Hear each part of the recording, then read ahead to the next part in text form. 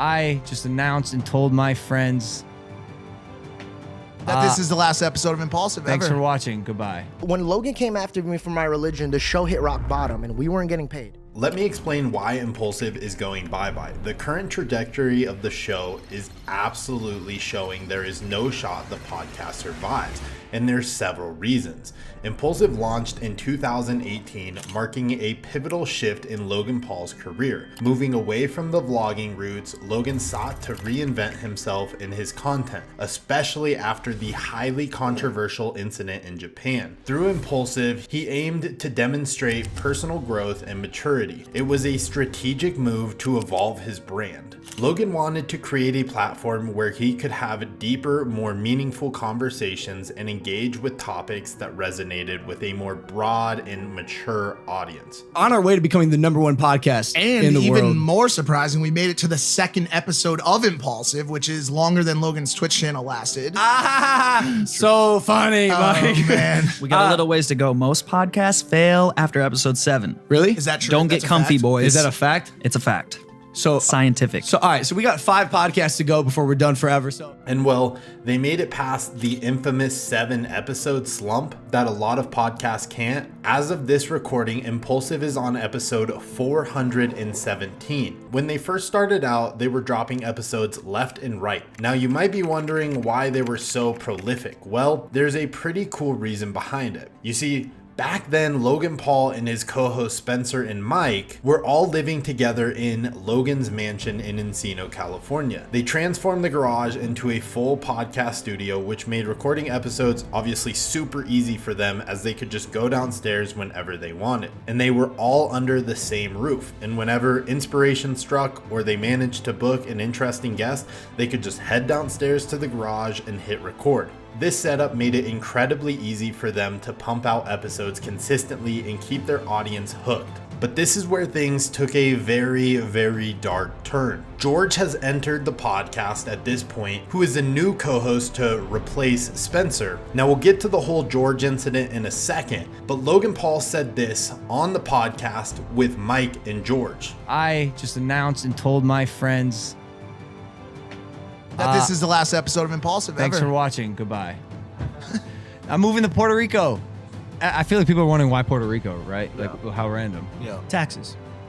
It's one vertical. Yeah. It's one.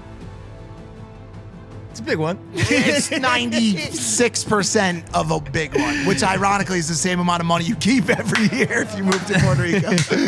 Mike also talked about this on one of the podcasts. This show was built around friendship.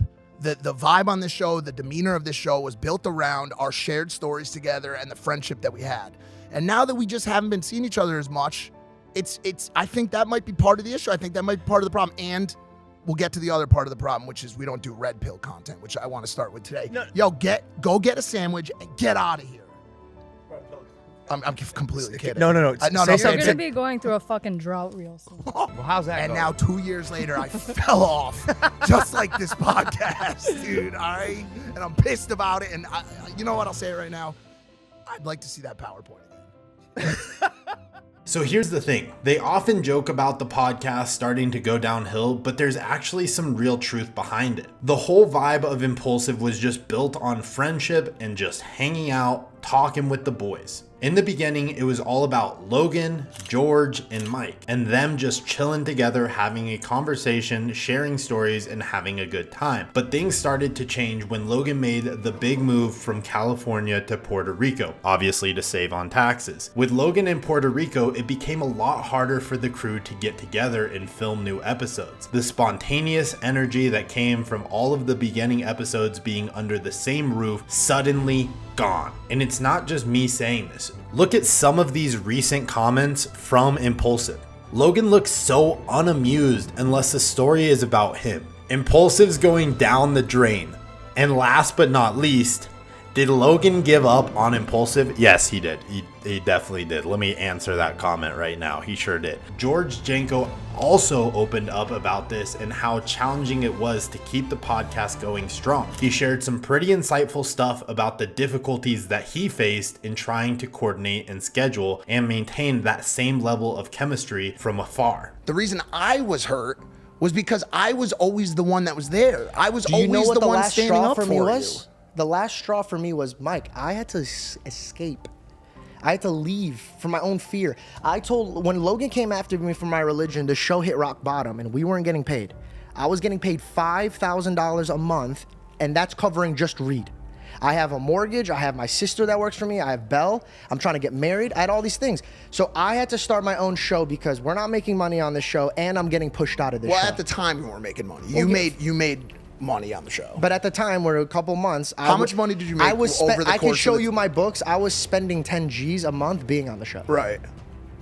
Name me a job that you're a part of that you spend $10,000 to do that. Okay, so that's one. Two, and by the way, let's not forget that for a year and a half, I didn't get paid. No, and I didn't get paid for years. Okay. Until I got paid. Okay, right. so But you did make a sizable amount of money on the show. And by the way, always grateful. I was always grateful. Something like that? Yeah, I don't like to talk about money, but I was always grateful. Always grateful. I think anybody could see that. But when I got pushed out, and I'm seeing that I'm getting pushed out, and I start my own show, do you know what my final straw was? What? I got my show going, and then not only was I controlled and pushed around on ImPaulsive, but then Logan's making calls and directing my show. And I'm saying, hey man, you can't tell me what to do on my own show. That's not okay. What's that about? He told me that I couldn't take Celsius.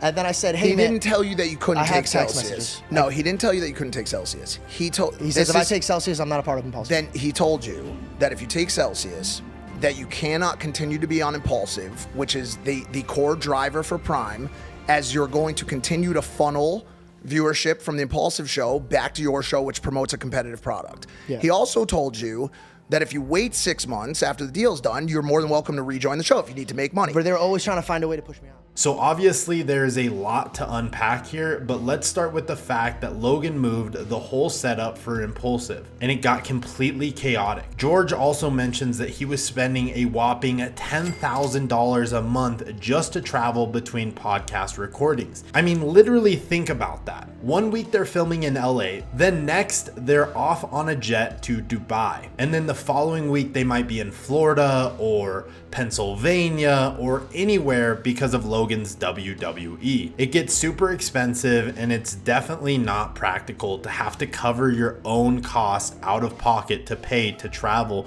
for these podcast recordings. But that's just a part of it. Another big shift for ImPaulsive was the guest lineup. They went from having guests like FaZe Rug, Tanner Fox, Summer Rae, Corinna Kopf to now featuring almost entirely WWE stars. And don't get me wrong, having people like John Cena on the show is pretty cool. But if you're not a huge WWE fan like I'm not, it can get kind of boring to listen to them talk about wrestling matches all the time. Let me know if you guys feel the same way if you watch ImPaulsive. At this point, it's just Prime and WWE. Even when it's just Logan and Mike, they're still often discussing wrestling, which wasn't really what the show was originally about. The shift has definitely divided the audience since not everyone is into WWE. And here's another interesting point. The show has almost turned into a full ad on Prime Hydration. Every single episode. And I get it. He's trying to make money. I totally understand that. And he has to sell his product, which he's probably one of the best influencers in the world to sell a product.